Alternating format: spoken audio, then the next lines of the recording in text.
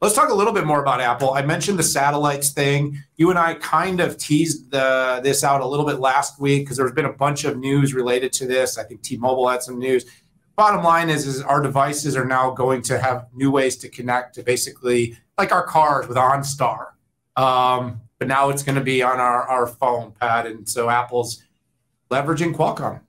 Yeah, so the day before the announcement, I did a tweet storm showing, excuse me, showing the correlation. Well, I said two things. I said, first off, I think this is going to be Globalstar is going to be the satellite provider, and also that it's going to be the X65 modem that's going to be the key driver of this satellite capability. And essentially, it ended up being true.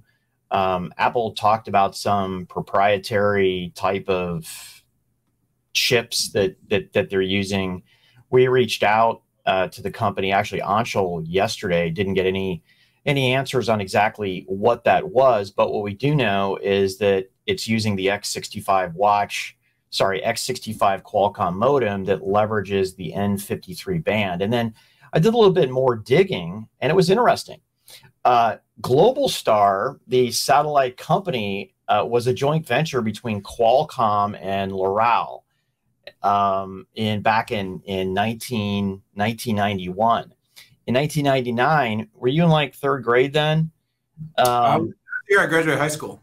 There we go. And then in 99, Qualcomm actually had a phone that it introduced that you could talk and do a little bit of data on Globalstar, and it used CDMA technology that Qualcomm invented.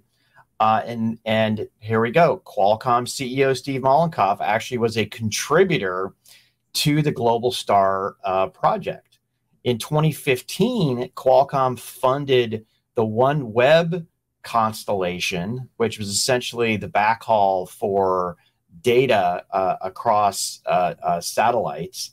And if we go to 2021, Globalstar announced that Qualcomm was supporting its N53 band, and that's 2.48 gigahertz, 2.495 gigahertz, which pretty much made an easy linkage. So the day the day of launch, right, Globalstar's stock went up 25%, and then in their 8K, they said Apple was this mystery investor, which I also called the day before. So interesting stuff. Apple didn't talk about Qualcomm. Apple didn't give any credit to Globalstar or Qualcomm, but we now know, based on all of this evidence, that the technology behind this SOS feature is Qualcomm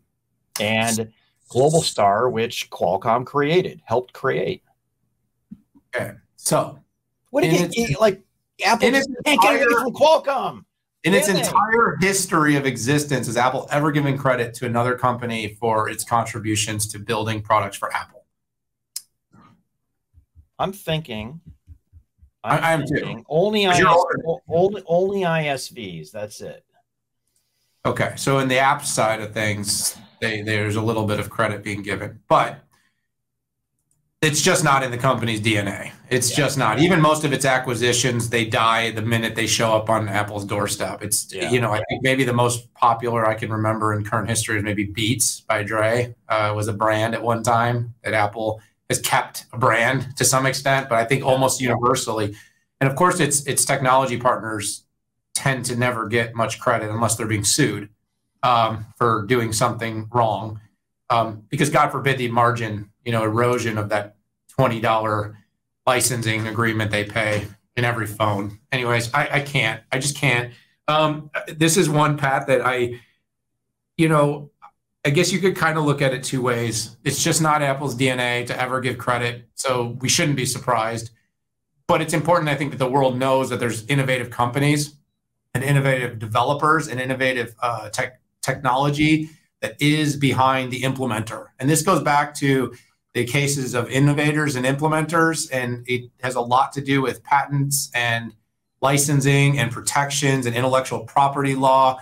We talk about this a lot. And the reason that we need to strengthen our IP laws, because there are companies like Apple that will tend to make the world believe they're building everything that they're using. Yeah. And then the companies that actually spend 5, 10, 15 years and spend real money on research and then put the technology behind a company like Apple into market don't get credit. And then when those companies aren't popular, a company like Apple can then go sue them or try to actually pay them less or hold out altogether, which is what happened in that most recent case between the two companies.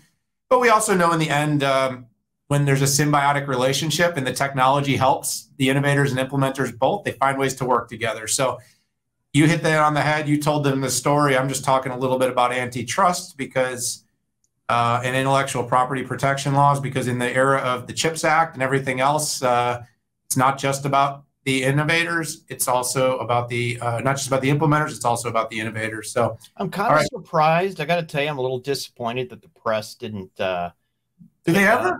Even after the announcement was made, I just did a search iPhone 14 Qualcomm satellite, and almost nobody cited Qualcomm as a contributor. I know why. You know why? They all want to go on campus to watch a video. And if they cite, they won't get invited back on campus. It was kind of weird. But they won't get invited back to come on campus and watch a video. I know. I used to be invited to those announcements, and they were on stage, and then I got off script apparently, Daniel, and started to provide some constructive criticism about Apple and what it was doing and leveraging its monopoly power. And can you believe that I didn't get invited back? Divergence. You've diverted from the pack. I am, man. Around and you are running against the grain. Not okay. I'm not even sure I can hang out with you anymore. I know. I think our bestie story has to end here. Bestie testing is done. We're testing the besting over Apple. But in all seriousness, I think we agree more than we don't.